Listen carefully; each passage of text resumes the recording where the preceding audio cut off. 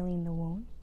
I never would have imagined that in the process of sharing this series, I was going to be in the situation that I am in right now.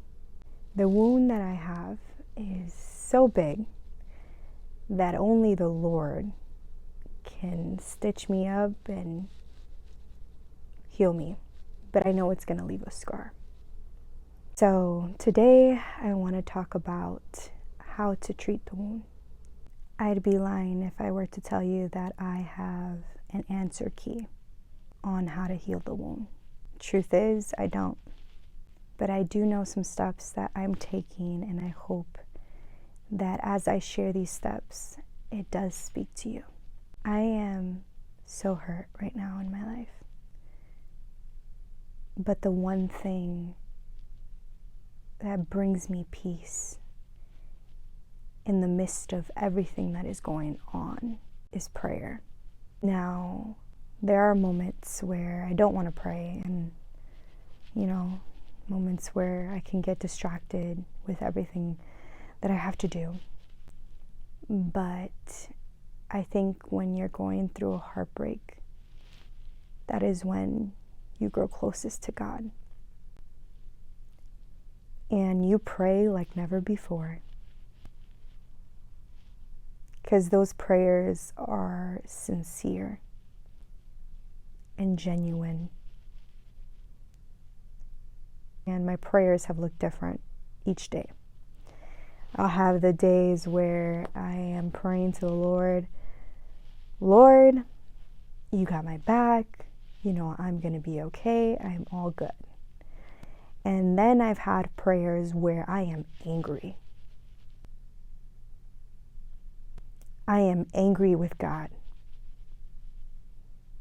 And I ask in my prayers, why is this happening? Why are you putting me through this? And to be honest, it's in those prayers where I feel like I'm most vulnerable with God.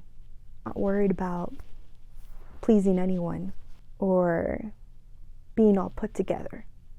I'm just genuinely honest. It's prayers like that where God's working in the midst of silence. When you have a cut and you're bleeding, you real quick run to the bathroom or wherever you're at and you put a Band-Aid, you bandage it up. There's an aftercare you have to do. You can't just bandage the wound and think, oh, it will heal itself. No, there's also steps you need to take.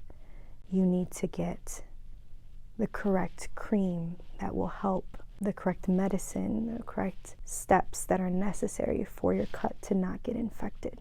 Only way I'm going to get through this, the only way the cut's actually going to heal is if I pray. It's not just any kind of prayer, a prayer of surrender.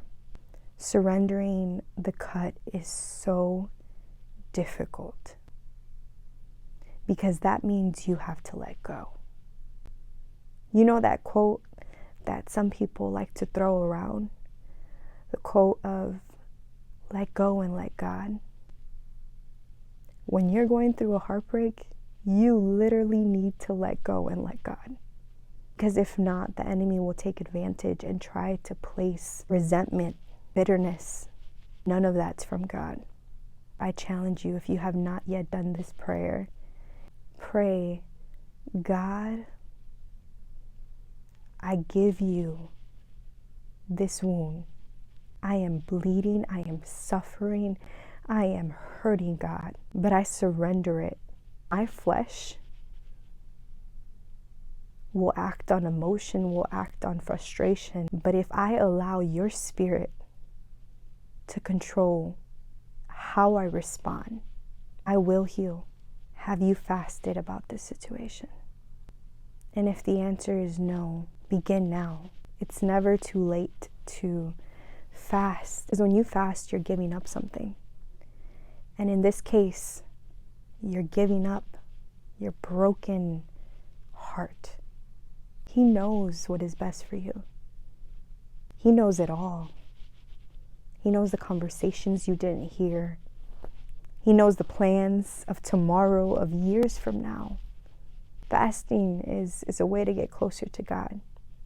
And if you really want to let this all go, you need to be closer to God more than anyone right now. Yes, family and friends and loved ones, their support is important, but they weren't in that relationship. You were. And the Lord saw everything, absolutely everything. That needs to bring you comfort. When I think about the love that God has for us, I think about how it's a love with pureness, love that will never give up. If you're in a season where you're trying to heal the wound, remind yourself every day that you deserve the best at all times. There's no ifs, ands, or buts. You are a child of God, and God's not just going to let anyone have you. You treat the wound, getting up. Yes, sit there, maybe for a few days, and cry and suffer. Feel it. Sometimes we're very quick to push and hide how we really feel. So I'm going to be that friend who's going to tell you no. Feel it. Feel that pain. Cry, yell, do whatever you need to. But don't you stay there. Don't. Because God has so much more for you. So much more. There's going to be days where you're not going to feel okay. But it's in those moments where I need you to pray. I need you to fast. I need you to get into your word. I was struggling a few days ago because I felt like the Lord was just silent. A friend of mine is so wise and said to me, "Do you believe the Lord is silent because you're limiting him on how you want him to speak to you? Because God's speaking to us all the time. Do you think that you're not hearing from God because it's not in the form that you want him to speak to you?" And that hit right in my core. Because it was true. I failed to realize is that the Lord was talking to me throughout every single day. You know, the Lord weeps when you're weeping. He never wants you to suffer. Something good needs to come out of this, because the Lord would have not allowed it to happen if you wouldn't have been able to survive it. You are living and breathing. There is promise in that. We're not going to have it always figured out. That's why we need God. That's why I need God. I don't have it all figured out. I don't know how I'm going to feel tomorrow, in a month, or in a year. But it's because of my I don't knows that I have to remind myself that God knows. And that's sufficient. My Father is going to take care of me, just like how he's going to take care of you. Things are messy right now. Your wound is bleeding through the Band-Aid. But the only way you can treat it is clinging onto God. That's the only way. I hope that as I continue to share what's on my heart, you feel like you have a friend who's going through this with you. Because I know what it's like to feel alone. I am going through the deepest cut in my life right now. And I live alone.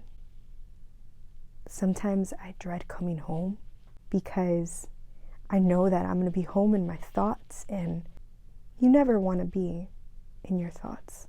But it's because of that I share this, because I know what it feels like. I speak from truth.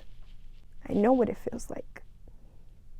But I have enough faith for both of us that we will get through it. All right, She Speaks Truth family. I hope that this episode ministered to your life.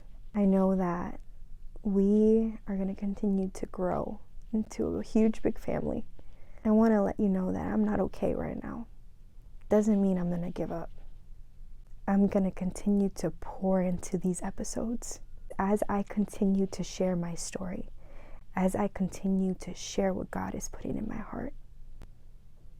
He is going to heal my wounds. See you next week.